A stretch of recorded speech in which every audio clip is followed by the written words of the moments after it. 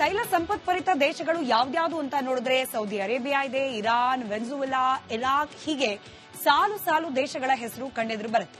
ಆದ್ರೆ ಏಷ್ಯಾದಲ್ಲಿ ಯಾವ ದೇಶದ ಬಳಿಯೂ ಕೂಡ ತೈಲ ಸಿಗೋ ರೀತಿಯ ನಿಕ್ಷೇಪಗಳಿರಲಿಲ್ಲ. ಇದೀಗ ಭಾರತದಲ್ಲೇ ಅಪಾರ ಪ್ರಮಾಣದ ತೈಲ ಸಿಗೋ ಸಾಧ್ಯತೆಗಳು ಇದೆ ಅಂತ ಹೇಳಲಾಗ್ತಾ ಇದೆ.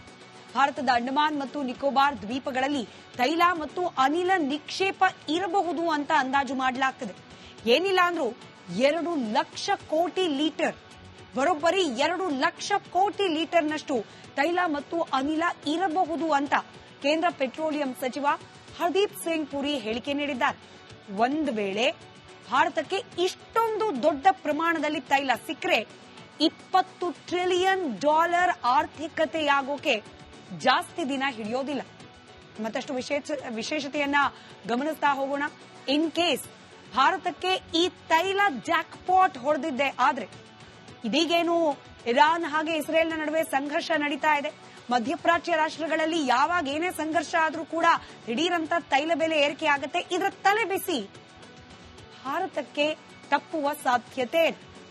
ಭಾರತದಲ್ಲೇ ಪೆಟ್ರೋಲ್, ಡೀಸೆಲ್ ಉತ್ಪಾದನೆ ಆಗಬಹುದು ಅನ್ನೋ ಸಾಧ್ಯತೆಗಳು ಇದೀಗ ಗೋಚರಿಸ್ತಾ ಇದೆ. ಅಪಾರ ಪ್ರಮಾಣದ ತೈಲ ಸಂಪತ್ತು ಭಾರತದಲ್ಲೇ ಸಿಗುತ್ತೆ.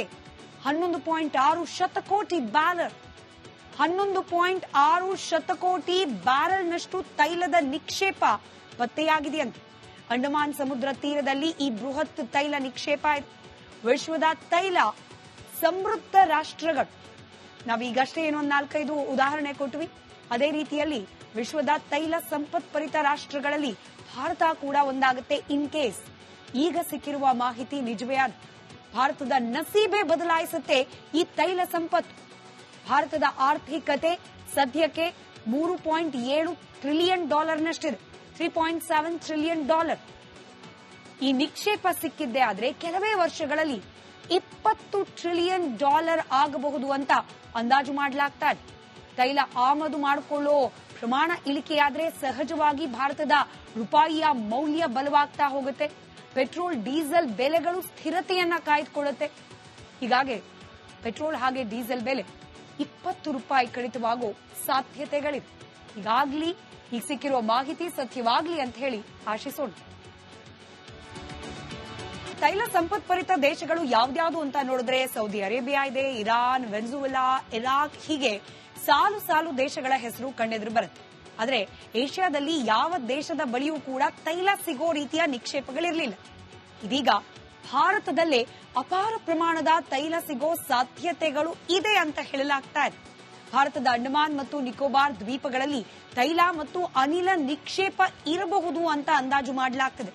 ಏನಿಲ್ಲ ಅಂದ್ರೂ 2 ಲಕ್ಷ ಕೋಟಿ ಲೀಟರ್, ಬರೋಬ್ಬರಿ 2 ಲಕ್ಷ ಕೋಟಿ ಲೀಟರ್ನಷ್ಟು ತೈಲ ಮತ್ತು ಅನಿಲ ಇರಬಹುದು ಅಂತ ಕೇಂದ್ರ ಪೆಟ್ರೋಲಿಯಂ ಸಚಿವ ಹರ್ದೀಪ್ ಸಿಂಗ್ ಪುರಿ ಹೇಳಿಕೆ ನೀಡಿದ್ದಾರೆ.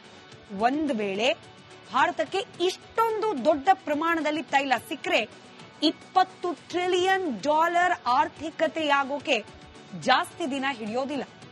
ಮತ್ತಷ್ಟು ವಿಶೇಷತೆಯನ್ನ ಗಮನಿಸ್ತಾ ಹೋಗೋಣ. ಇನ್ ಕೇಸ್ ಭಾರತಕ್ಕೆ ಈ ತೈಲ ಜಾಕ್ಪಾಟ್ ಹೊಡೆದಿದ್ದೆ ಆದ್ರೆ, ಇದೀಗೇನು ಇರಾನ್ ಹಾಗೆ ಇಸ್ರೇಲ್ನ ನಡುವೆ ಸಂಘರ್ಷ ನಡೀತಾ ಇದೆ.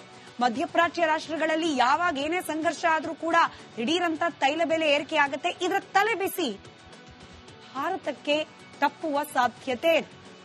ಭಾರತದಲ್ಲೇ ಪೆಟ್ರೋಲ್, ಡೀಸೆಲ್ ಉತ್ಪಾದನೆ ಆಗಬಹುದು ಅನ್ನೋ ಸಾಧ್ಯತೆಗಳು ಇದೀಗ ಗೋಚರಿಸ್ತಾ ಇದೆ. ಅಪಾರ ಪ್ರಮಾಣದ ತೈಲ ಸಂಪತ್ತು ಭಾರತದಲ್ಲೇ ಸಿಗುತ್ತೆ. 11.6 ಶತಕೋಟಿ ಬ್ಯಾರಲ್, 11.6 ಶತಕೋಟಿ ಬ್ಯಾರಲ್ನಷ್ಟು ತೈಲದ ನಿಕ್ಷೇಪ ಪತ್ತೆಯಾಗಿದೆಯಂತೆ. ಅಂಡಮಾನ್ ಸಮುದ್ರ ತೀರದಲ್ಲಿ ಈ ಬೃಹತ್ ತೈಲ ನಿಕ್ಷೇಪ ಇದೆ. ವಿಶ್ವದ ತೈಲ ಸಮೃದ್ಧ ರಾಷ್ಟ್ರಗಳು, ನಾವೀಗಷ್ಟೇ ಏನೊಂದು 4-5 ಉದಾಹರಣೆ ಕೊಟ್ವಿ. ಅದೇ ರೀತಿಯಲ್ಲಿ ವಿಶ್ವದ ತೈಲ ಸಂಪತ್ಭರಿತ ರಾಷ್ಟ್ರಗಳಲ್ಲಿ ಭಾರತ ಕೂಡ ಒಂದಾಗುತ್ತೆ. ಇನ್ ಕೇಸ್ ಈಗ ಸಿಕ್ಕಿರುವ ಮಾಹಿತಿ ನಿಜವೇ ಆದ ಭಾರತದ ನಸೀಬೆ ಬದಲಾಯಿಸುತ್ತೆ ಈ ತೈಲ ಸಂಪತ್ತು. ಭಾರತದ ಆರ್ಥಿಕತೆ ಸದ್ಯಕ್ಕೆ $3.7 ಟ್ರಿಲಿಯನ್ ನಷ್ಟಿದೆ, $3.7 ಟ್ರಿಲಿಯನ್. ಈ ನಿಕ್ಷೇಪ ಸಿಕ್ಕಿದ್ದೇ ಆದ್ರೆ ಕೆಲವೇ ವರ್ಷಗಳಲ್ಲಿ $20 ಟ್ರಿಲಿಯನ್ ಆಗಬಹುದು ಅಂತ ಅಂದಾಜು ಮಾಡಲಾಗ್ತಾ ಇದೆ.